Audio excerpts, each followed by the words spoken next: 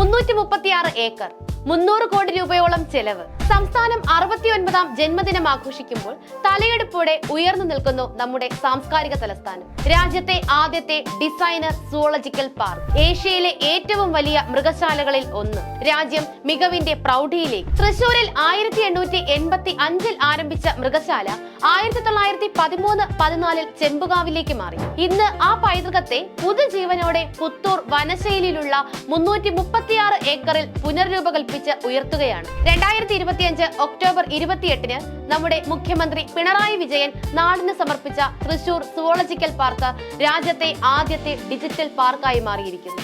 വന്യജീവികളെ കൂടിനുള്ളിൽ നിന്ന് മോചിപ്പിച്ച് അതിന്റെ സ്വാഭാവിക ആവാസ വ്യവസ്ഥയിൽ ഇവിടെ പാർപ്പിച്ചിരിക്കുന്നു. ഇവിടെ ആദ്യം എത്തിയതാകട്ടെ നെയ്യാറിൽ നിന്നുള്ള വൈഗ എന്ന 13 വയസ്സുള്ള കടുവയും.